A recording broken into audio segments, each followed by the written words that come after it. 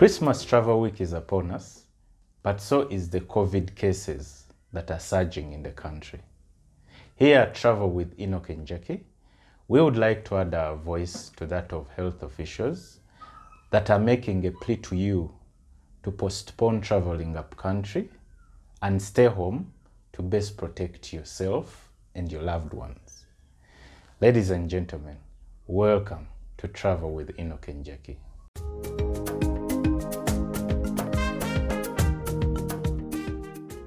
Last week on Travel with Enock and Jaqi, we took you back to one of our most memorable room tours at Jinja Nile Resort.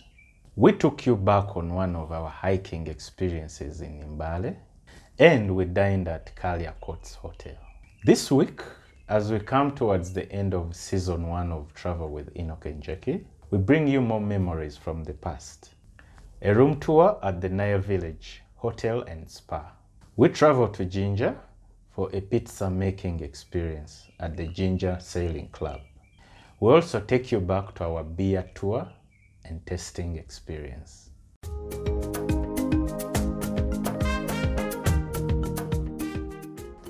Thank you for watching Magic One TV, but most importantly, thank you for sticking with us for all the 13 episodes so far. As usual, Travel with Enock and Jaqi runs every Wednesday at 8:30 p.m.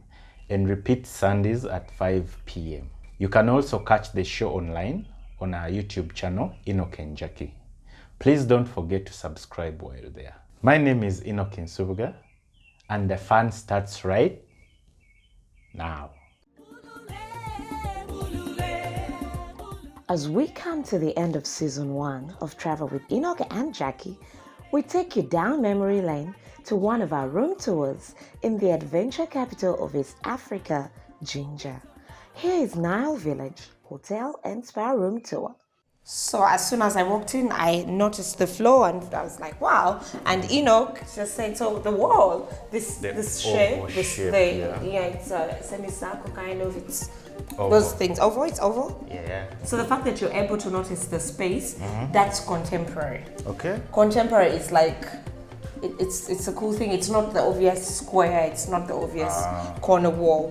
What do you think of our dining here? It's nice. It's a 4-seater.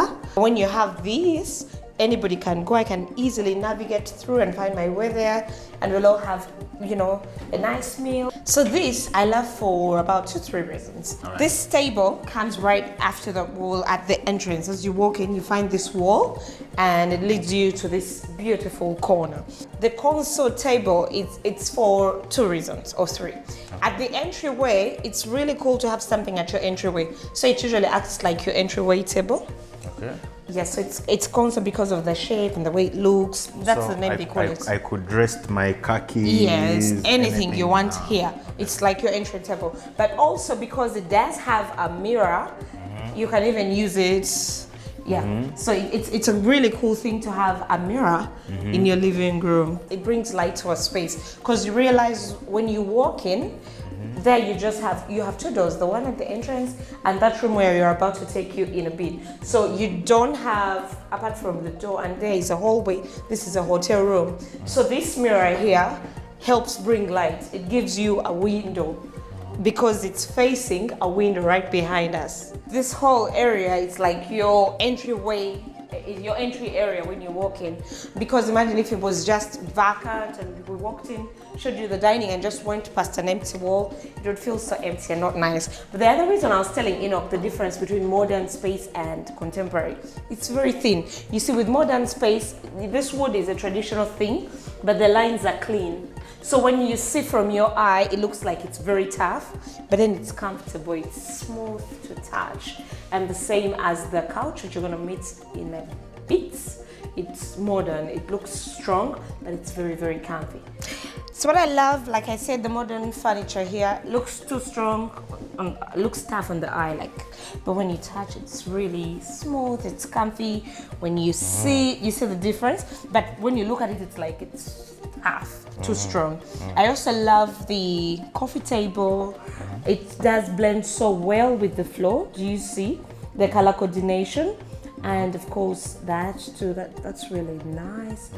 And the What shelves, would that the be? shelves, they're really nice. That's an accent. So it's And a what? an accent, like room accents, like how you'd have a footstool, some little stools around. So that's an accent stool, and it's really nice the way it is. It's like a small T that's shaped, and it's, you know, it's coordinating well. It brings in the African vibe in this room.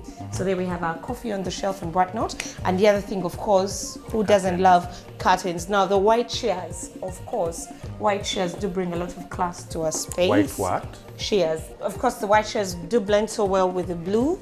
The curtains are really nice. So the fabric, it's really nice. It's classy. It's not printed. It's just clean. It's plain colors. Also, when I turn here, I love this. Green? No, the fact that it's glass. Ah, okay. I love the fact that it's a glass, you know, Door. the glass door, and again, it's got that shape that Enock and I cannot agree on. Oval. So that shape, again, we get to see the use of shape. That's what makes this room really, really cool. It's time to move to our bedroom. And now, the magic room. So, Jaqi, what do you love about this room? Everything. I love. I love the beds. I love the way the bed is shaped, really. You can see it's really nice bed. I love how the room is totally cohesive. It's really coordinated. The blue on the curtains is also on the bed throws and the, you know, and the cushions. There's something I love about this arrangement. The canopy and stuff like that. What do you think, Jaqi? I agree with you. In most classy rooms, in a classy contemporary space like we are at the Nile village, this is what you expect. A canopy, not just a canopy, but you see that wood around it that makes it look rich and expensive, and it's matching with the bed. It's really nice. Look at the headboard. Like we've seen some beds do not have headboards. This is a really nice headboard. Matches the canopy, matches the, you know, the bedside tables, and this is the cutest bedside tables. Look at them. See? It's really nice. I love the way they played with the shape. It's just, you wouldn't understand how to describe it, but it's really lovely, and I love that. So there's also another console table here that just blends really well with the rest of the furniture in this space, with these chairs. And by the way, you see the discordant chairs. It's a cool thing. It's a trending thing. You can even have 4 like totally different looking chairs on a dining or any space. So this mismatch, it's a trend. So before you came, when I checked in, I tried to do something about our wardrobe. What do you think? Did I get it right? You tried. You did a good job. It's a really nice, it's our closet. It's open. It's easy. You just drop everything. You have to drop their shoes. Of course, shoes are always on the low rack. Luggage. You did a great job. I got nothing to say about it. It's perfect.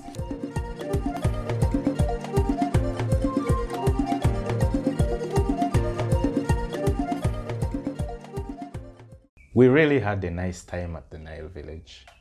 Shouts out to everyone at the Nile Village. Still to come, our travel experience of the week, the people we meet, and our top place to eat this week.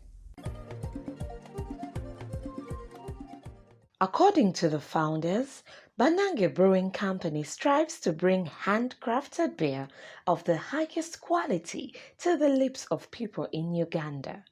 Banange is a Luganda word which roughly translates to "oh my gosh" and is commonly had in bars across the country. Banange was co-founded by Adam and Pal, who met through their mutual passion for freestyle kayaking on the Nile. Their first employee was Deo, now the senior brewer, and we caught up with him to give us a Banange beer making process and brewery tour. Welcome to Travel with Enock and Jaqi. This is our travel experience of the week. My name is Jaqi DeWay, and we are here at Banange Beer. I love the packaging. If it didn't have a Luganda name, I wouldn't think it was Ugandan. And I have the expert. Hi, Deo. Hi. How are you? Good. Okay, he's just wearing Banange. First of all, tell me, why does Banange have a chibaboon? Our sibling. That is our logo. This is the logo. Yeah. So munyano ulira ng'ekizike ng'ayinamu. Webali. If you're taking banange as you're watching right now, bakuwe chizike. All right, so we're gonna go through the beer making process. I think there's about 9 steps of the beer making process. Yes, they are 9. First of all, before you tell us how beer is made, first tell me about yourself. How long have you done this beer brewing? My name is Guyaladeo. So I've been brewing this. We started from home brewing. We used to brew home At brewing. your home? Yes, with my bosses. Of course. And then we brew it take. It was not for selling. Then they came up with an idea. Let's make beer. Let us make beer for selling. Then we got banana. Yeah. Where does the barley come in and the hops? Is that step number 1? Take me to the very first thing you do when you're going to make or brew a beer. We first measure the barley. After measuring the barley, we mill it. You mill the barley? Yeah. Then we go to our brew house. We measure our water. We boil it in 55 degrees Celsius. Using what water? Steam generator. Then after boiling, we get our milled barley, which we milled before. We pour in. We pour in plus our own air. Then after pouring all those, we leave it for 30 minutes. To cool? For it to cool without a steam. Then after 30 minutes, we add again our steam to 64.5 degrees Celsius so that it is continue to accumulate that sugar which is in. After adding that steam to 64.5, we leave it for 1 hour to rest. Then we add again our steam to 72. 72, it helps now to finish up sugar which is remaining aside to go all into what? Liquid. Into liquid. Yeah. After 72 degrees, we leave it for 15 minutes. For it to cool, then we add again steam for 80 degrees. It's a long process. Yeah. Immediately after 80 degrees, we transfer it to our tank to settle. We are going to leave the grains there so we get our liquid, that is beer now. After 10 minutes, we recycle it. Then we start now transferring it to our first what? Tanker. That we call it by gravity. It moves with gravity. Yeah. Slowly. When it comes to end, you'll find the glass is there. You will see it has stopped to move. Then you give a support of a pump. This is so cool. Immediately you have to spudge it. You spudge water in that same place. Yeah, same place in order to remove all our beer there. So there's no losses here. Yeah. That is it. So when you measure when it has reached to 1,200, just that. we stop everything. You're done. Yeah, we have done. Then packaging. No. Hey, not we yet. Are still brewing. Hey. Yeah. Okay. Actually, brewing takes full day. That is one whole day. Yeah. You're just brewing. Yeah. After that, we put our steam on to rebroil again. We add our hops now. After putting hops, you leave it for 45 minutes. When it's there boiling, then we get our yeast nutrients and calcium. So beer is healthy. Yeah, take. of course. There is calcium in beer. Calcium it's good. Calcium is good for strong bones and strong teeth. We repeat hops for 5 minutes. After 5 minutes, we leave it to rest for 5 minutes again. Of course, we have prepared our fermenter there. Then we start what? Transfer.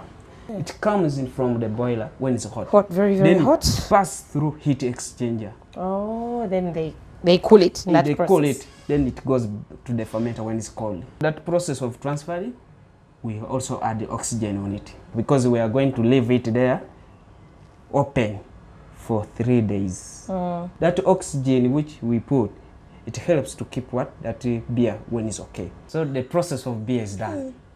Now we are fermenting it. You count 3 days to 4 before you close. There's a valve there so that it now develop the gas. You start now measuring it with a thermometer. So you have to measure every day and you see how yeast is working. And then we finally have a beer. Yeah, after 2 2 weeks. weeks? Actually, this one takes long. The stout takes longer. Yeah. How many weeks? Like 1 month. Stout takes 1 month, and this 2 weeks. this normal one, 2 weeks. it's, you called it what? IPA? IPA. It takes 2 weeks. Yeah. So that's the difference. Those that take stouts take something that has been brewed longer. This one is just shorter, 2 weeks. So the stout is stronger, I guess. Thank you so much, Yaya. I totally appreciate. Katanua tulakubuusira bo tubamasaba banywa buusira. Katanuaza kuba nange bia. Thank you. This was the travel experience of the week. I hope that you have learned so much. And Enock is going to take us to the people we meet. My name is Abigail Samuel, a barman at the Jinja Sailing Club. Here we are going to do a blue broken margarita. What I need for that, I need a gold tequila and I need a blue liquor. I need some crushed ice.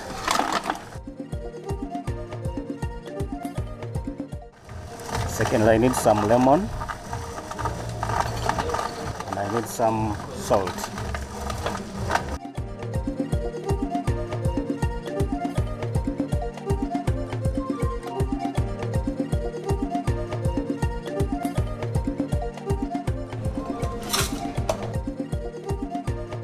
Some lemon juice, put in some tequila, then a blue liquor. I'll put some dash of sweeteners.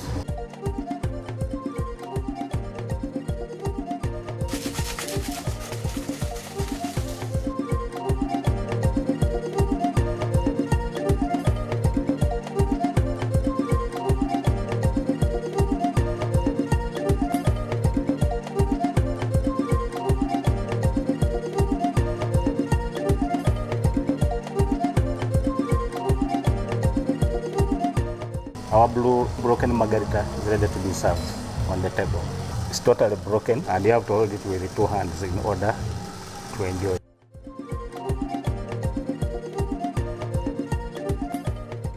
So Sam, tell me, why the salt?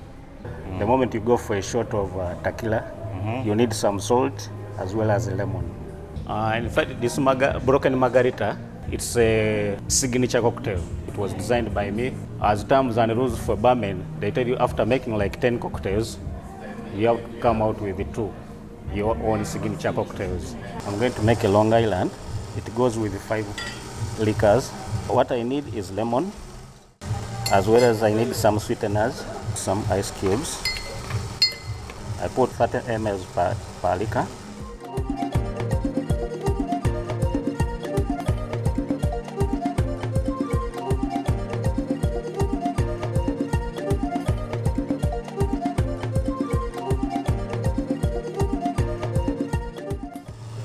Because of the color of Coca-Cola, that's why we call it long iced tea.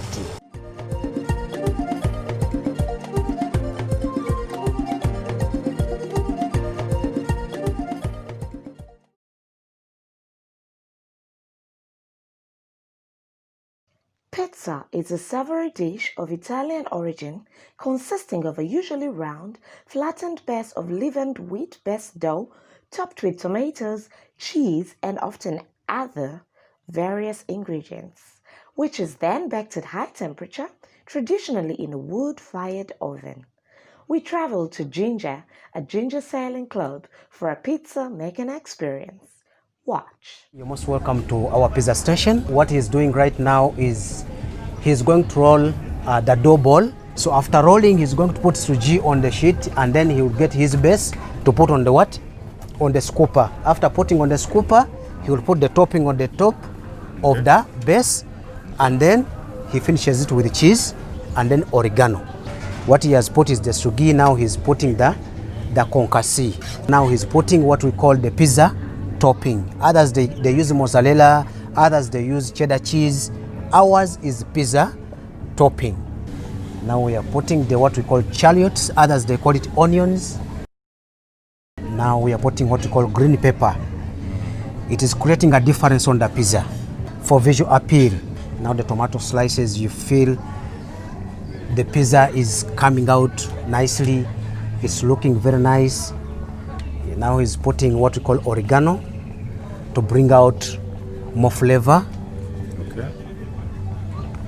Now we are finishing it with sweet corn, which is yellow in color. From there, we move to our oven. Right there is shaking to see whether it moves on the sheet or it is stuck. Right there, done. Any plans for pizza this holiday season?